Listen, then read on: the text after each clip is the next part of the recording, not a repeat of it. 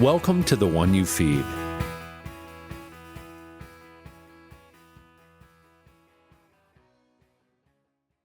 Hi, Susan. Welcome back. Hi, Eric. It's really great to see you again. Nicole did a little calculating, and I think this is the fourth time you've been on the show. I think we've done 3 full interviews, and then I think we did a special episode maybe early in the pandemic, and you came on for a brief appearance in that, if I recall.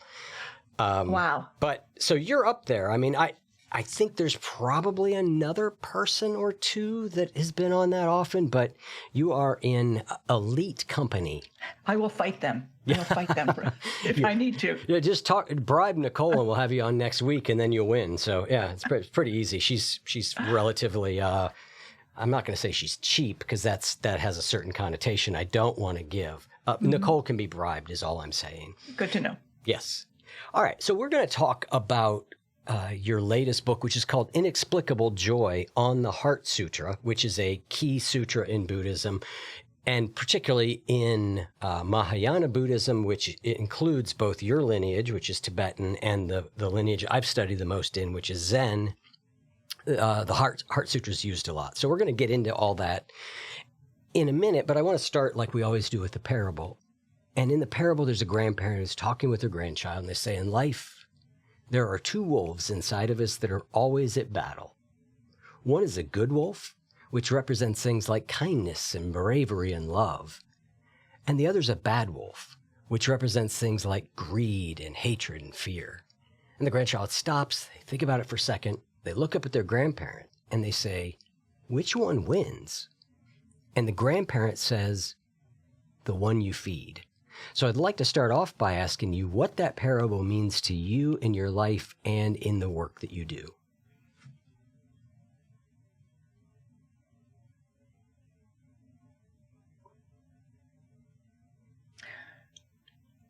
I love the question.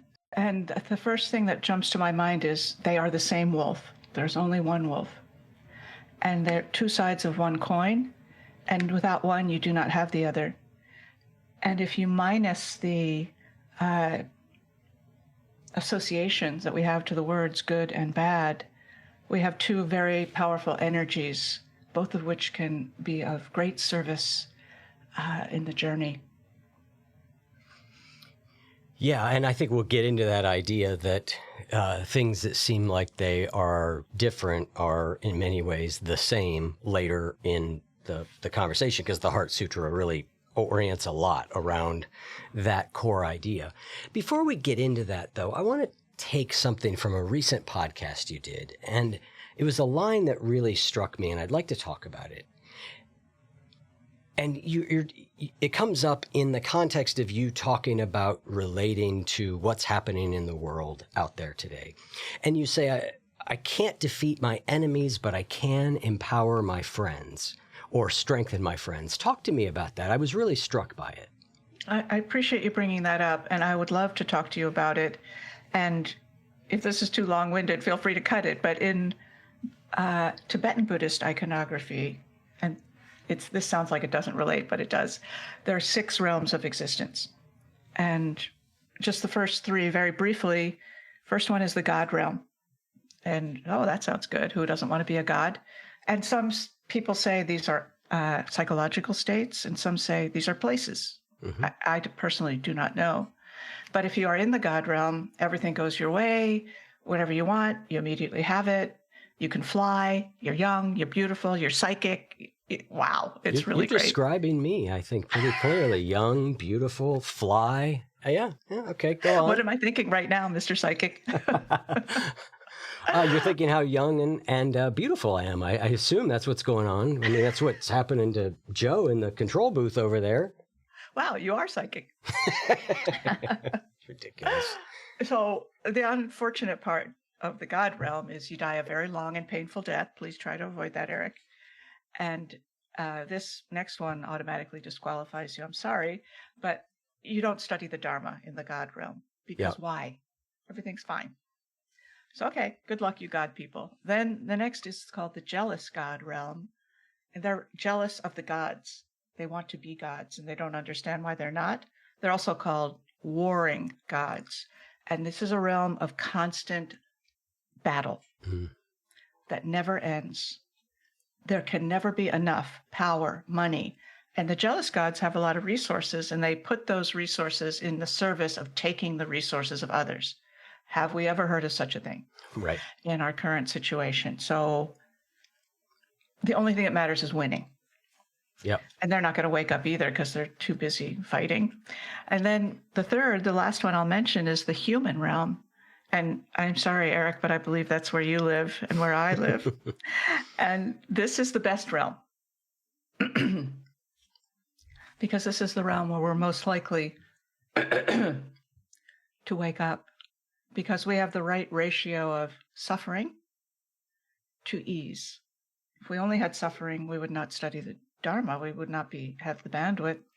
If we only had ease, we'd be like, why? But we got both. So how does this relate to your question? With what's going on in the United States and other places in the world, of course, it's horrifying and worse than horrifying even. It's unthinkable. We are witnessing, one way of looking at it, is a jealous God battle. We are watching the jealous gods fight each other. You have it, I want it, I'm going to take it, I don't care what I have to do, I'm going to lie, I'm going to steal, I'm going to cheat. Those are jealous gods.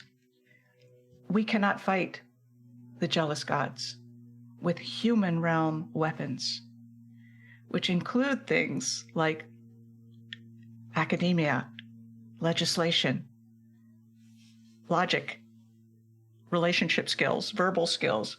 That's what we use to fight our battles, but those fall flat in the jealous God realm. They do not play. So as I was thinking about this early in the second term of, I don't even want to call him a president, this horrible person, come and get me if you're listening, I don't care. That's my opinion, is I cannot defeat my enemies. I can't. I can't defeat the jealous gods, but I can strengthen my friends. I can strengthen the human realm. So that has been my sort of rallying cry. I can't defeat my enemies, but I can strengthen my friends throughout this time period. And when I think, how do I defeat my enemies? I'm like, I can't. I feel so weak and so small. Yep. But when I think, how can I strengthen my friends? I feel bold, I feel brave, I feel strong, I feel empowered because I know how to do that. I'm not saying I'm great at it, but I know what helps, and so do you. Right. We all intuitively know, right? Because that is the thing that I think so many people feel, is that it's overwhelming. And I think there are things happening right now in the country that are really awful. And I believe things like this always happen. If you look at governments and you look at history and you look at king, I mean, this is the jealous God realm, if we want to put it, has been operational, since the start. And so there is a certain sense I have in that, our enemies can't be beaten. There's a line from the Tao. I recently did a new interpretation of the Tao, and in it says, do you try to improve the world? I don't think it can be done. And it's a statement that, taken too literally, I disagree with. Meaning, like, of course we can improve the world. Like, I can do a kind thing right now and it makes the world better. And all the time it's happening. But I think if we look at it from the perspective of what some of that book was written about, it was written about how to govern. It was written about that. And I think what he was pointing at is people are always going to fight over power and money, and like you're not going to eradicate that. Anyway, the last thing I'll say on that I really love is there's a song I've been listening to. I put it in a recent episode of Teaching Song and a Poem, which is a special episode I do each week for the supporters of the show. And I pick a song I love. And the song I love, and I know you love music, which is why I'm doing this, is by a band called Vampire Weekend. I don't know if you know them. I do. But their latest song, the last song on their latest record, is called Hope. And the chorus is, I hope you let it go. The enemy's invincible. I hope you let it go. And it's just a beautiful it's a beautiful, it's almost like a folk song done by Vampire Weekend, because they overproduce everything, right? But at its heart, it is a simple, beautiful folk song. That's wonderful. And by the way, I loved your conversation with my dear beloved Charlie Gilkey about the Tao. I love him, and that was a wonderful conversation. I really appreciated it. Oh, thank you. Yeah, Charlie's wonderful. I mean, just amazing. Yeah, my life is so much better because Charlie has been in it. So is mine. Yeah. I think there's probably a lot of people who would say that. Agreed.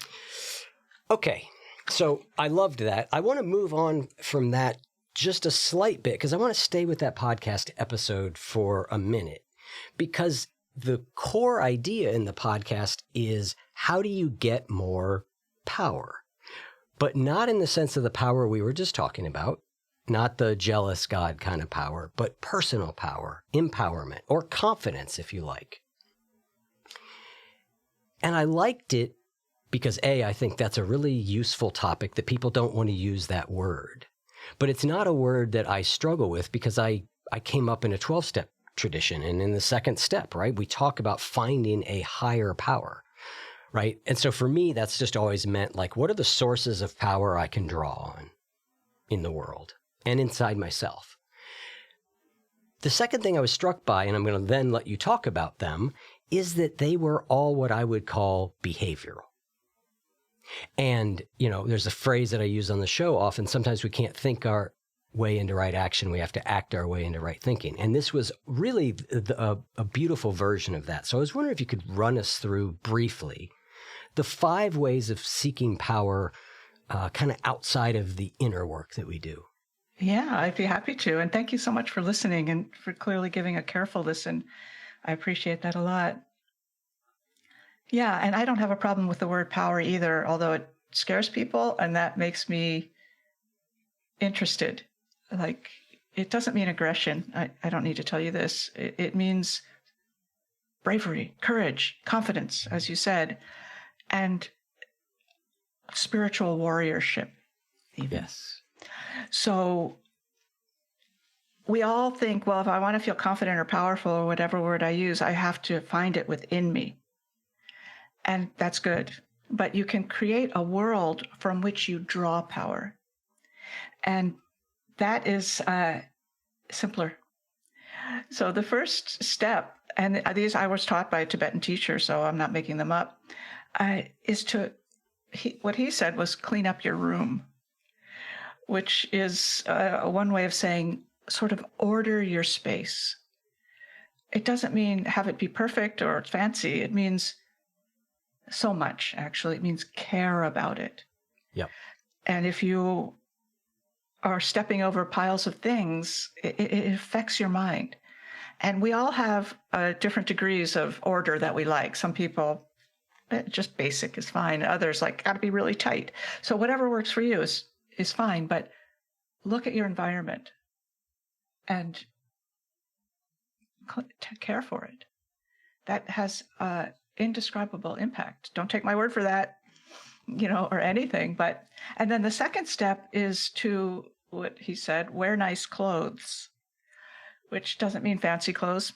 I'm wearing a tank top and jeans. No one can, if you can't see me.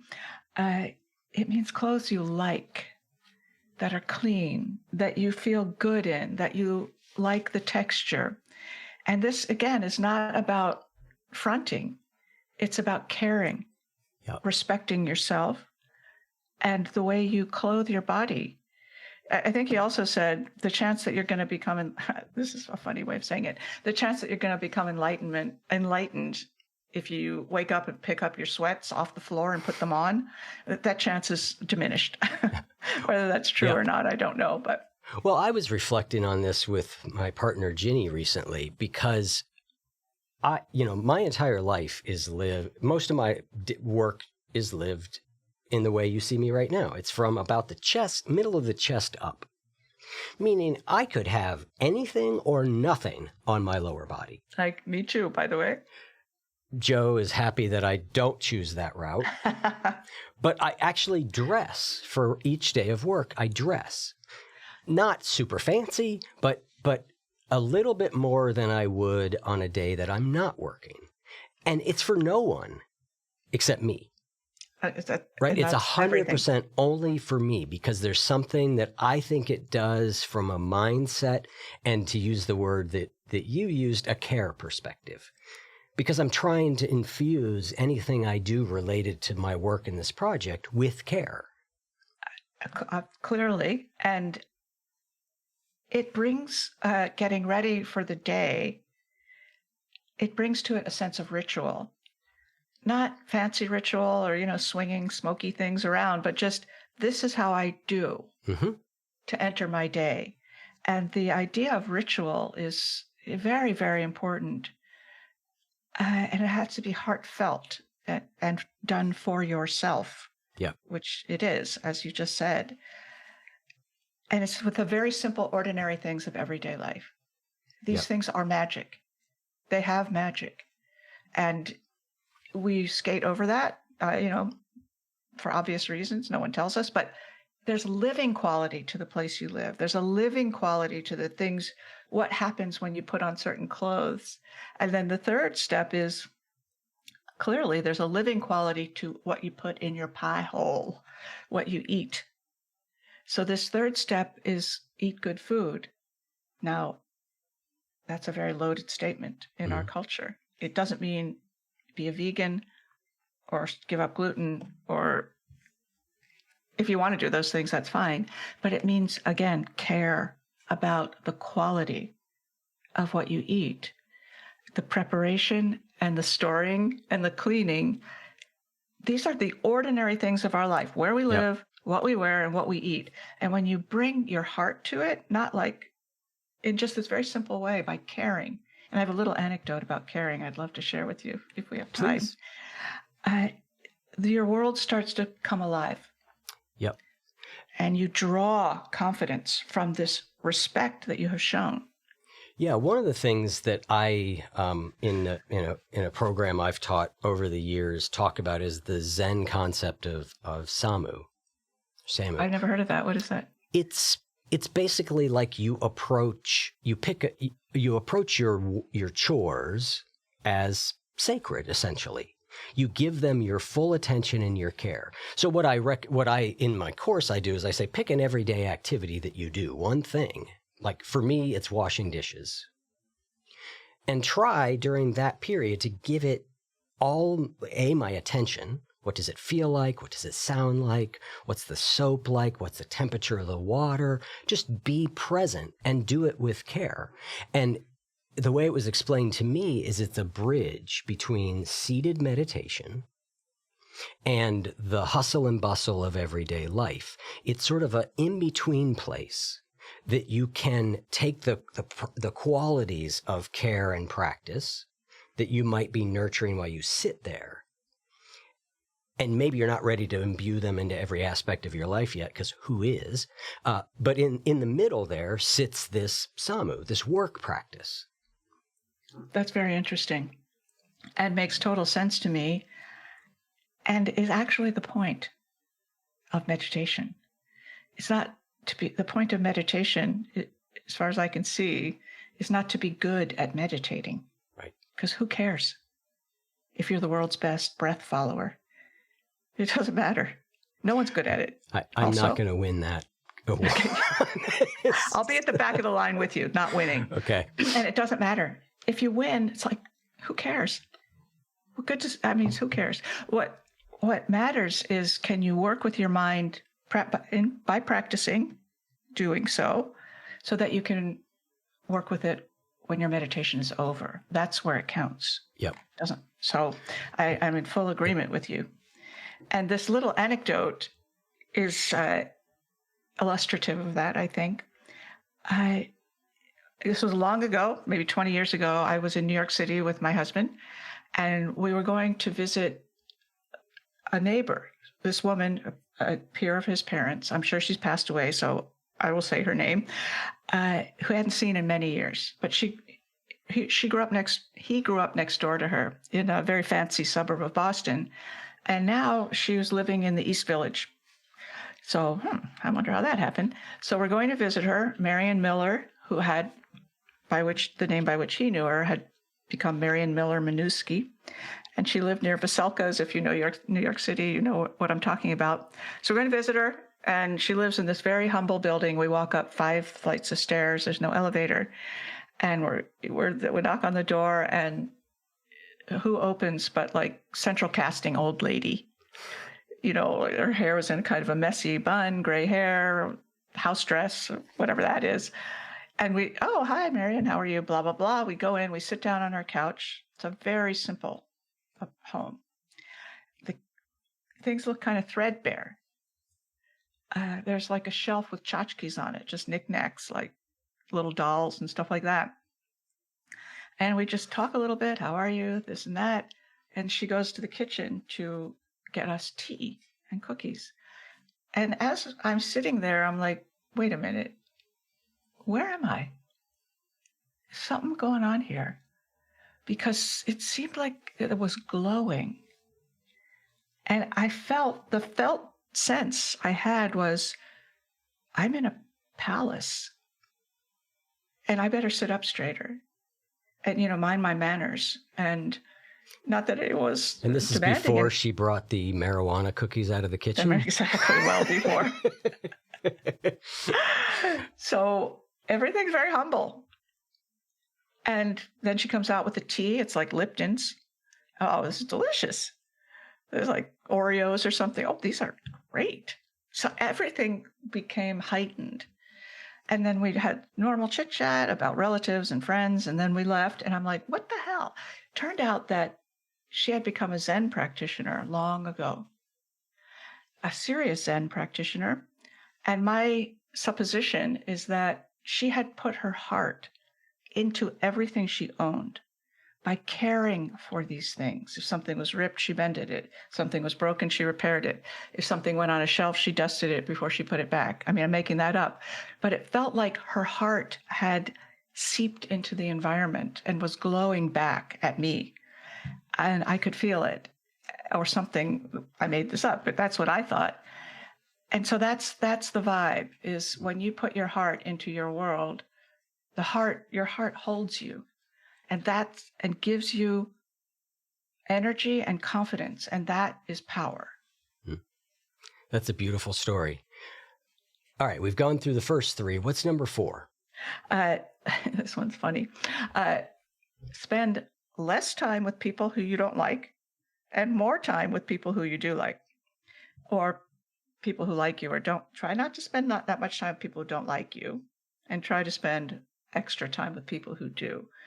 And that sounds very obvious on one hand, and we all have people in our lives that we don't like or don't like us, and we don't have a choice. They're your boss or your relative or something. But as much as you can, spend time with people who, when you look back at yourself through their eyes, you see someone wonderful, as opposed to the opposite.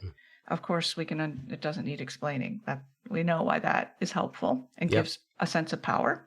And then the final one is to spend time in the natural world.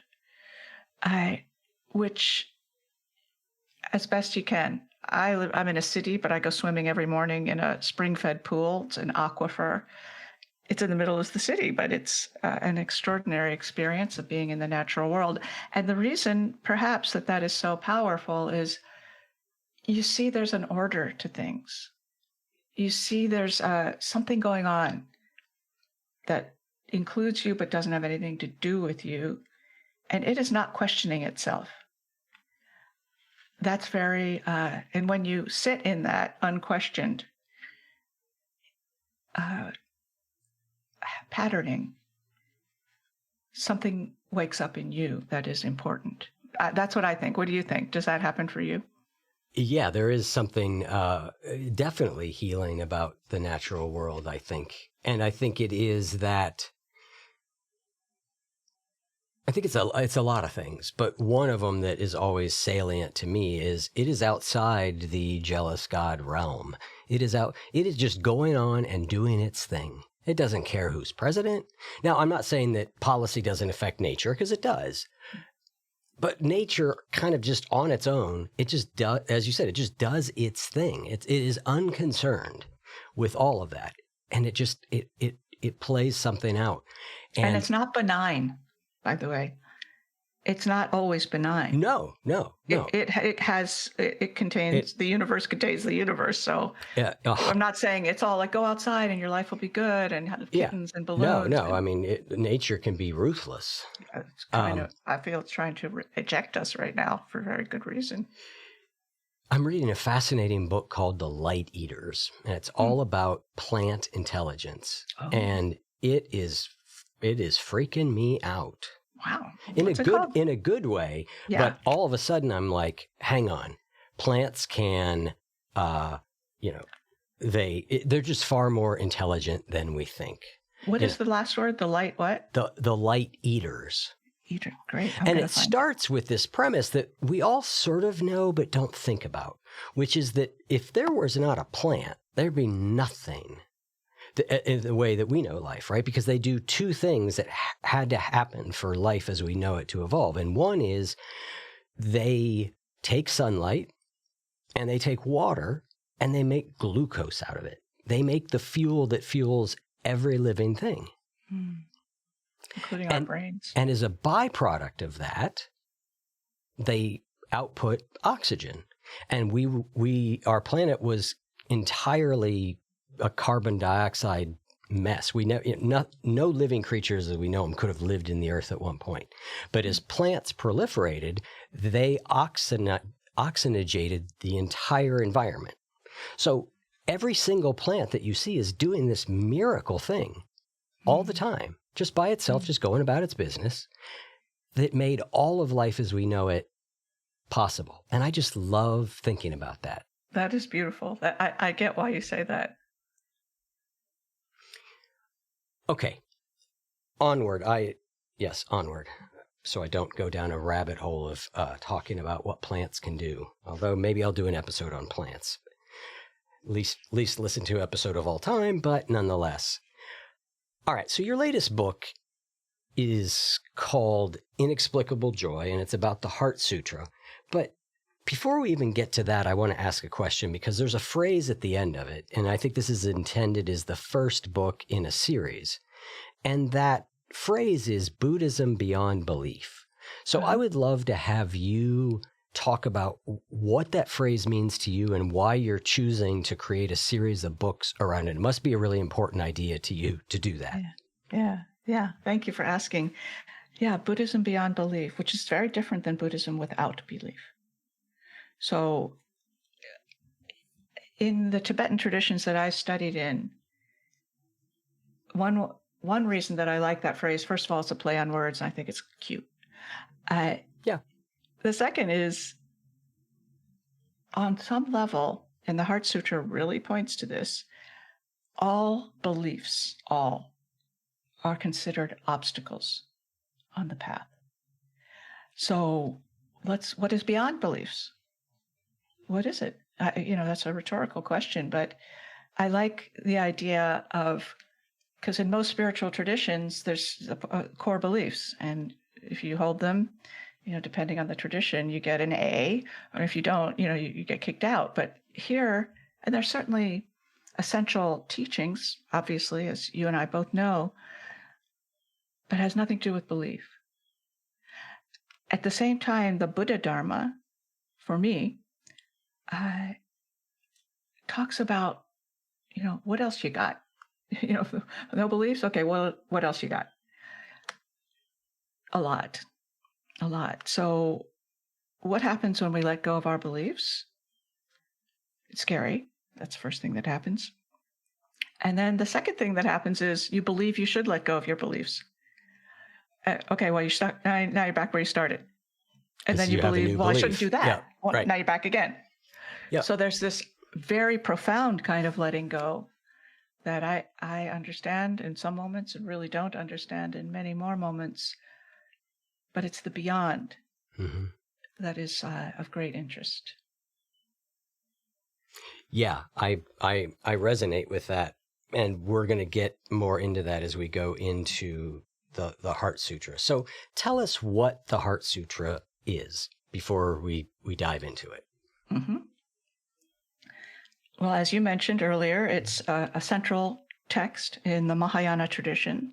And in the Vajrayana traditions that I studied in, as well, in a different way, but not unimportant at all. So the Heart Sutra, or Prajna Paramita Sutra, the Prajna means wisdom, and Paramita means like transcendent. So it's it's the Transcendent Wisdom Sutra. It's been around for some period of time that no one can quite pinpoint. 1,000 years, 800 years, there's all different theories. A long time, let's just say that. And in the book, I believe I said maybe it's always been here, somehow. The full version of the Prajnaparamita Sutra is something like 100,000 lines long. Very long. There's another version that's 8,000 lines long. That's long too. And the version that I chant and have chanted almost every day for close to 35 years is a convenient 43 lines long. And then there is a final version that is 0 lines long and 1 syllable. And that syllable is ah. So that would be the best one to study probably, but I don't know how to approach it. So I'm staying with my 43 lines.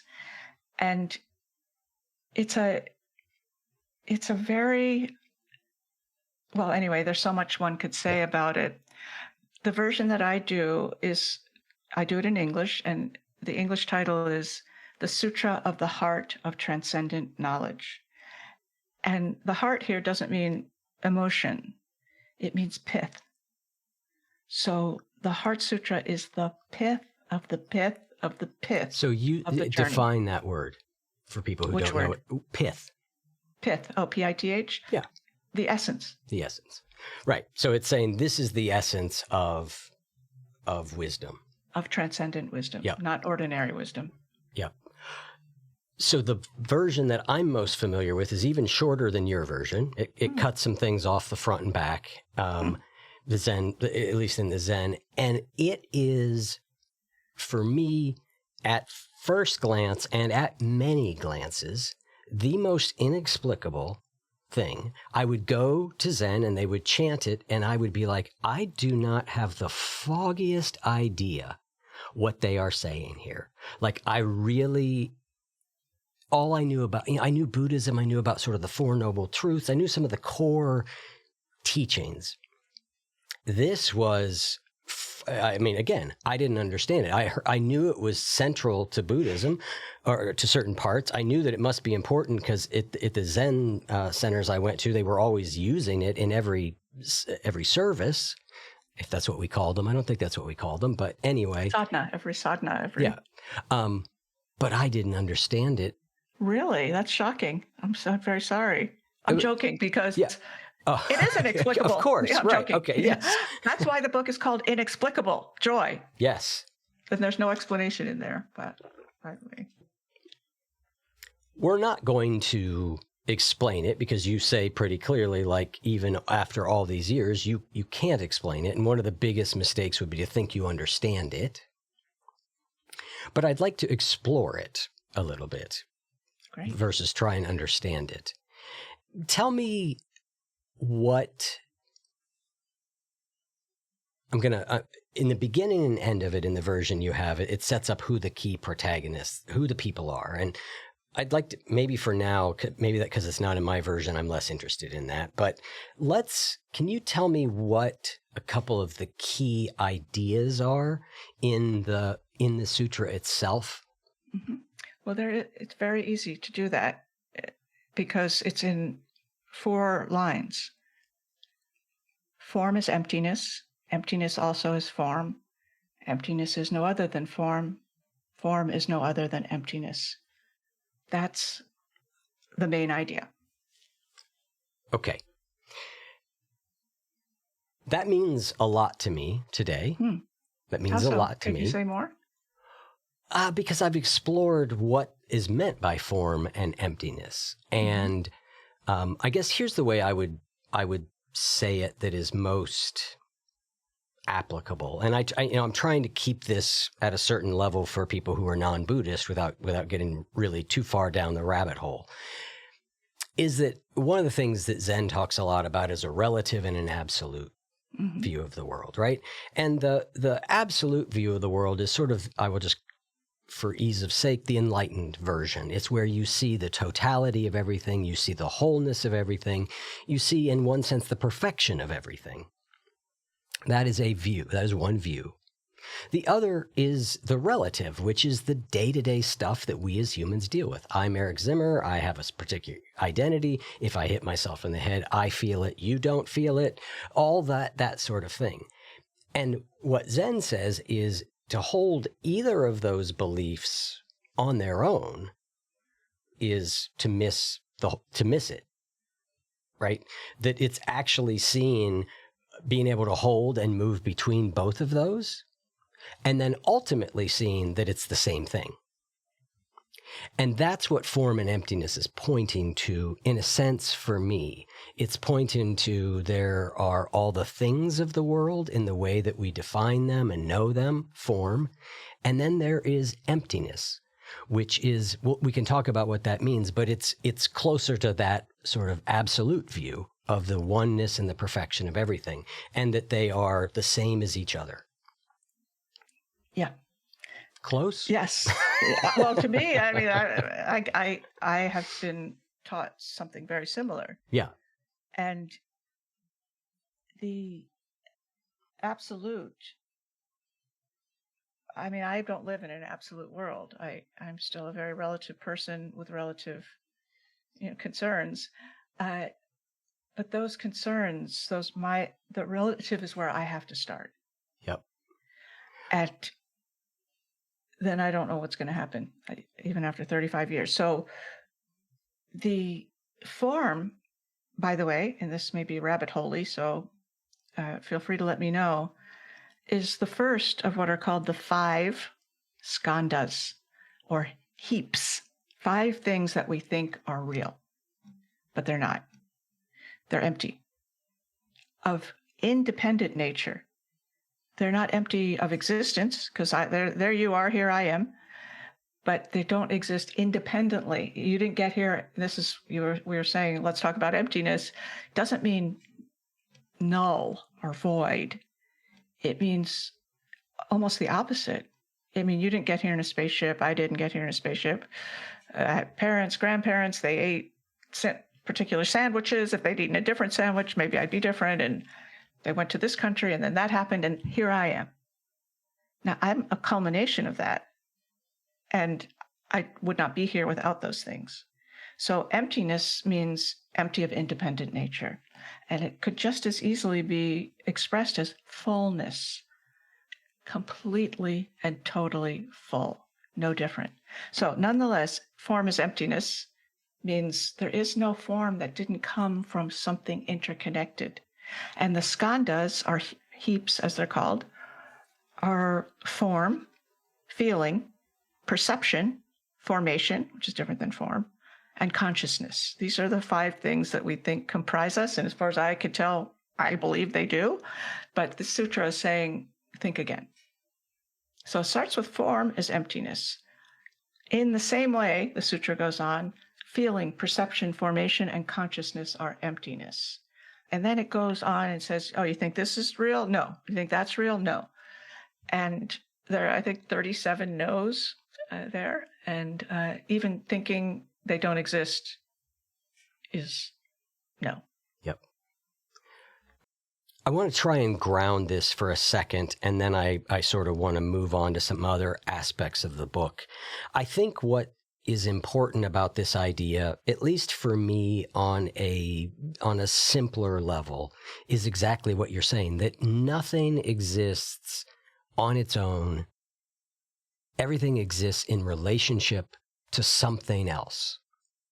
And that when we try and isolate something on its own, that can become problematic. It is a way of looking at certain things, but it misses the bigger picture. And when we do that with ourselves, when we think that we are a separate, independent existence that isn't a result of all the causes, conditions, and all the things around us, then we also, I think, can get in trouble. And to tie this back to what we talked about with power earlier, right? One view of this is that since we are not separate, we are in relation to everything. The way that we are in relation to our space, to our clothes, to the people around us, to nature, to the food that we eat is profoundly important because it all ties together. The last thing I'll say on emptiness is the way I've heard it explained also sometimes is it's everything all at once, right? It's basically everything when you take out the dividers, which is, you can just imagine if you didn't see things as separate, but you saw them the way they all came together, you would see something resembling the view of emptiness. That sounds right to me. So, and again, in that way, it could be called fullness. That's equally as accurate. And Yeah. going back to the relative and absolute for a moment, this is a sutra on absolute compassion. It's the main figure who's actually teaching is not the Buddha, it's somebody named Avalokiteshvara, who's the bodhisattva of compassion. I'm glad you That's said who's it, giving not the me. teaching. Pardon me? I'm glad you pronounced it, not me, because I tend to butcher words like that. So, Well, it only took me about 6 years to figure out how to say it. So it's about compassion. But how is this about compassion? So on the relative plane, there's relative compassion and absolute. Relative is like, let me try to be kind. Let me be compassionate. Let me care about all the things you just listed. But on the absolute level, absolute compassion is removing all the boundaries. I suppose it must include collapsing the space-time continuum in some way to feel the oneness, not to believe the oneness, not to go, oh, that sounds like a reasonable theory, but to dwell within it. Yep. Absolute compassion. Yep. So emptiness is synonymous with absolute compassion, which can be a little surprising. That's a beautiful place to wrap up that discussion. I want to move on to some other things that you say in the book that I think I'd like to touch on that aren't directly about the Heart Sutra. And one of them is you say it's helpful to consider that mindfulness is not just a self-improvement tactic, but a gateway to seeing beyond all such improvements. Tell me what you mean by that. Mm-hmm. The next book in this series, by the way, is going to be called Inexplicable Magic. And it's about the practice of meditation, which is usually deployed as a technique for fixing something. And it does fix things. Science has proven it. So thank you. But when you look at your practice as a way of fixing something, you're sort of starting with the assumption that something is broken. And countless things are broken in me and others. So no argument with that. And it needs fixing. Okay. Depression, sleeplessness, anxiety, meditation can help. But I'm pretty sure that when meditation was first taught by the Buddha, 5,000 years ago or whatever, no, 2,500 years ago, he didn't say this will make you a better leader. He said this will help you wake up. And the foundation of meditation as a spiritual practice rather than a technique is you're not broken. You're whole. You're worthy. You're full. You're complete. And this practice can reveal that. So it starts from the opposite end of the spectrum. There's a problem here. Let's fix it. To actually, there's no problem. Who you are is whole. And ideas to the contrary are signs of confusion. And meditation is a way of participating in that wholeness.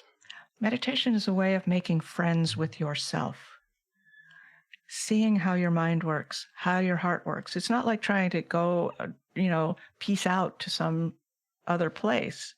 It's about being here as you are, lowering the wall around your heart to sit with yourself as you are, without trying to fix or noticing that you're trying to fix and going, okay, well, I guess that's what I'm doing right now.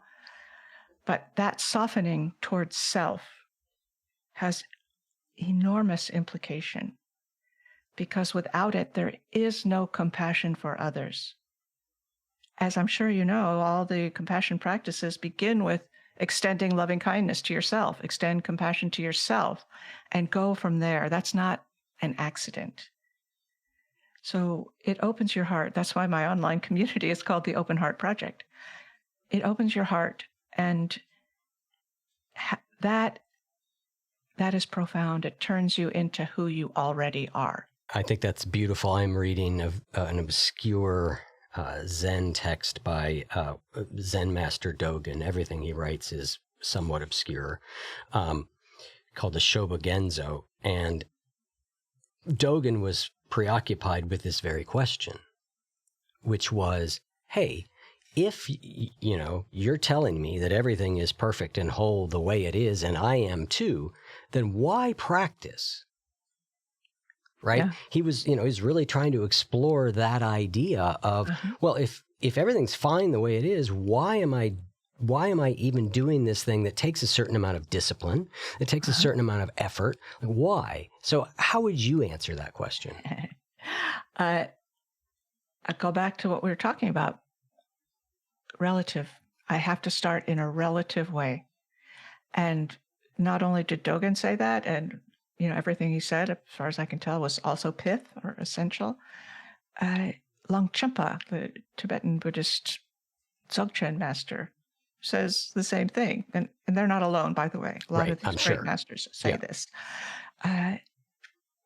You don't need, there is no practice, there is no practitioner, and there is no result. Nonetheless, I'm in a relative world. And I have to start with something that hopefully will open the door to that truth. So in other words, if I, right now, Susan Piver just said, oh, Dogen says I don't have to practice, or Longchenpa says, don't worry about it, I'm just going to slip into my habitual patterns that create suffering for myself and others. So let's start where I am, which is not where they are. Right.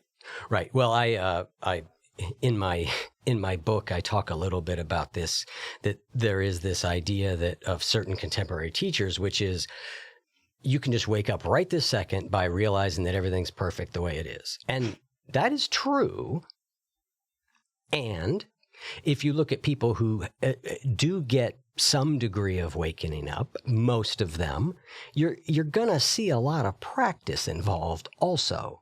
And so I think about it a little bit like, that's a little bit like saying to a third grader who's out facing a major league pitcher, like if you get the ball on the bat, you can just hit it right out of the park. And the truth is, once in a great while, the child is going to get the bat in the right spot and the velocity of the ball, and boom, it's going to go. But they're much more likely to end up with like a traumatic brain injury than they are to hit a home run. And I hear that dialogue happening in contemporary spiritual circles, and I'm always suspect of it, that like, me too. You don't need to do anything, just wake up now, which is a lovely promise. Who doesn't want that? Who doesn't want the just listen, like the 5-minute version? Right. Anyone who says that, you should go somewhere else. Because, and no offense, people who say that, but the path is so intimate. It's so personal. It's so particular. While there are great masters, we just named 2, Dogen and Longchenpa, who can offer impeccable guidance, the truth is, what they do so extraordinarily is wake up the inner teacher. That's who knows what's going on. And often in the spiritual world, people try to take the place of the inner teacher. They try to take your wisdom and substitute their own for it. That makes me very angry, because what the hell? And that's why I'm very suspicious of charisma. Don't care for it. It separates me from myself. I'm obviously drama. It's hard to find a teacher. So anyway, that's not our topic. But if once I heard the great Khandro Rinpoche, a female Tibetan realized master, as far as I can tell, say the job of the outer teacher, the Dogens, the Longchenpas, the whoever your teacher might be, the Dzongtsar Khyentse Rinpoches, or whoever you study with, their job is to introduce you to the inner teacher. And the inner teacher's job is to introduce you to what is called the secret teacher or the absolute teacher, which brings us back to our conversation of oneness, emptiness. The inner teacher's job is to help you understand that. And if someone doesn't make the handoff, someone's not doing their job. So it's personal. It takes a lot of devotion. I was going to say effort, but that's not quite right. It takes a lot of devotion to yourself, to your path, to wisdom itself. That's a beautiful way of saying it. I love that, hand off to the inner teacher. I want to explore something that's happening in a thread I'm part of where this discussion is kind of happening. And it's been a perennial one in the spiritual world, and it's been a perennial one in my life. And it is this. There is one school of thought, and I think I know where you land based on what you do, which is that progress happens by staying in a particular lane. There's a lineage here. There's a series of practices. There's a thing, and you kind of just keep walking that path, even when it seems like it's going nowhere. When you're not interested, when you're bored, you keep walking it, right? There's that. And then there's another path, which I would have to say I have been more drawn to for maybe some better and probably some worse for sure, which is that I do a practice for a while, a thing, and then I will go do something different. And then I might find my way back to that first one again, and then I might try this thing. And the analogy that has been often made is that, and I'm going to try and put both those camps into what an analogy is that the stay in one line lineage camp says you're trying to get to water underground. And so you just keep digging in the same hole. And when you jump around, you're digging lots of different holes that never go that deep. The people who have some favor of you can move around will say you're digging the same hole with just different tools. So the only reason I'm saying all that is this seems to be a perpetual thing that goes on in my mind. And I'm in the middle of a conversation where people are talking about this very thing. So just love to hear your thoughts on why you've chosen to do it the way you have, which is more or less, I think, to stay in a lineage, if I understand it. Yeah. So that's, I love this topic. And yes, I've been a Buddhist for 35 years. I started practicing in a particular lineage. I've never practiced anywhere else. Who knows why? But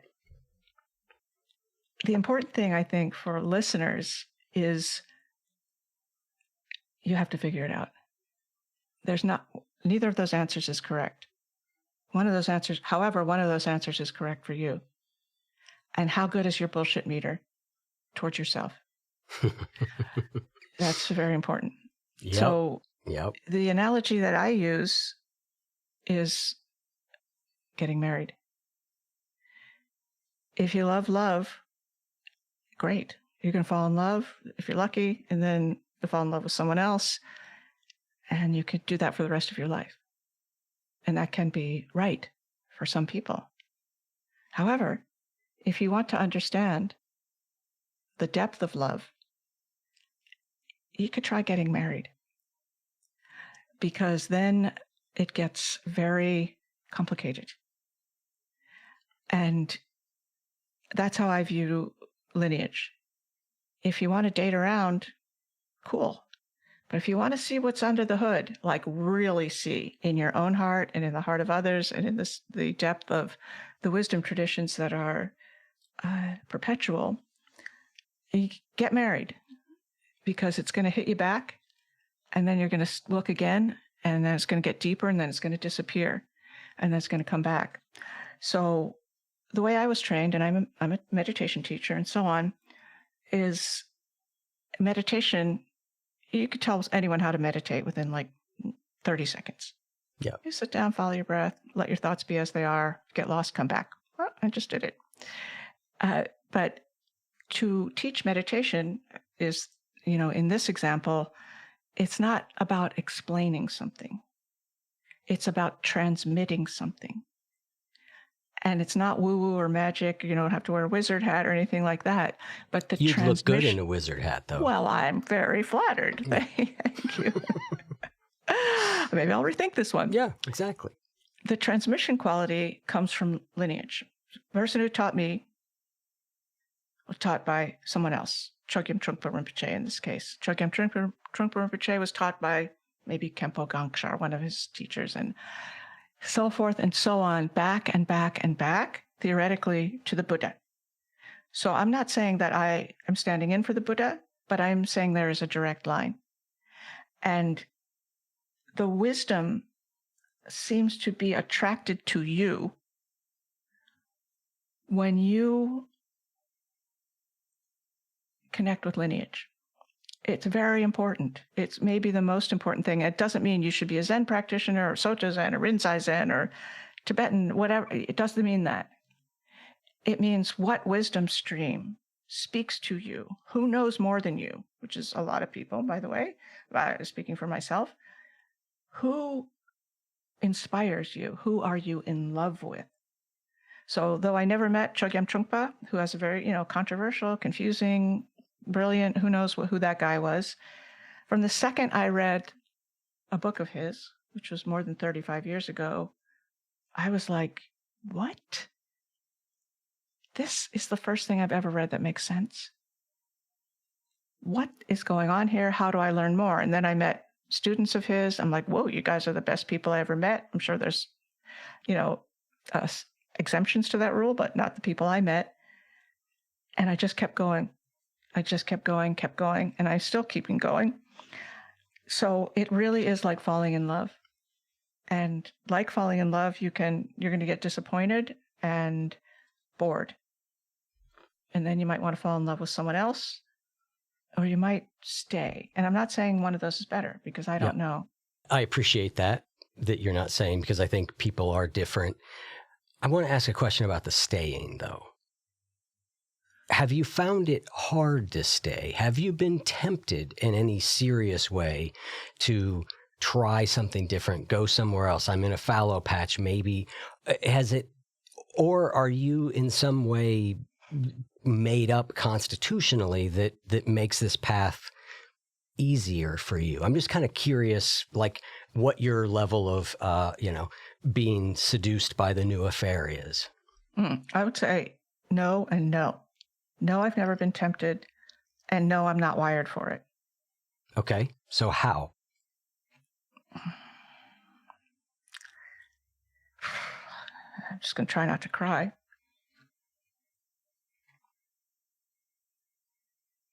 I have a teacher who I adore. When I am with, he's dead, so I'm not with him anymore.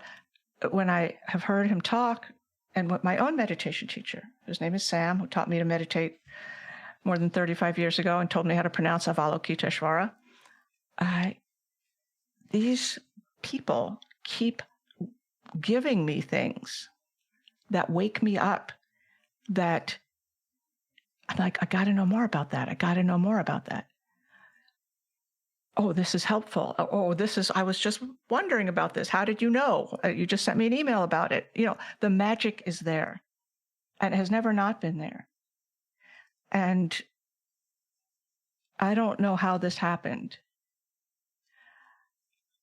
but I have no doubt that I may be smart, I may be not so smart, I don't really know.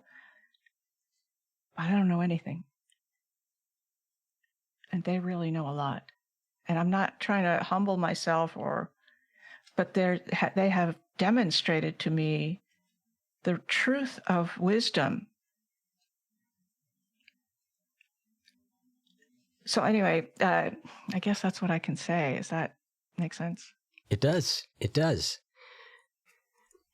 So if a listener wanted to take one thing away today that would help them with this idea that we started with around power, what would be one little thing you would encourage them that they could do today before they go to bed? I have two answers. Fair enough. One is, I have no effing idea. I don't know you.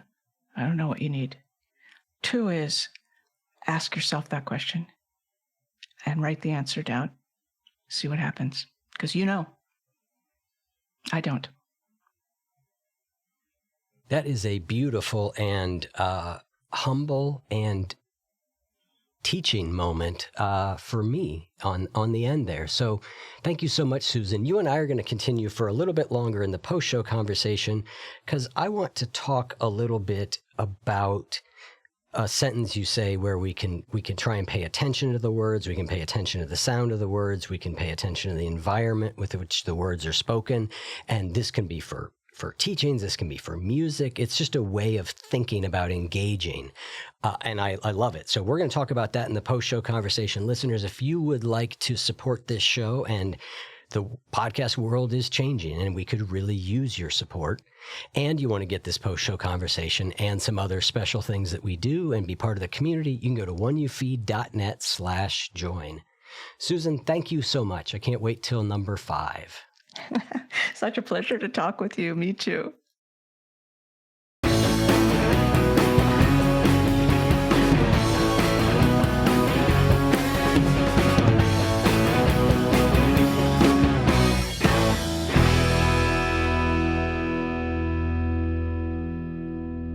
If what you just heard was helpful to you, please consider making a monthly donation to support the One You Feed podcast. When you join our membership community with this monthly pledge, you get lots of exclusive members-only benefits.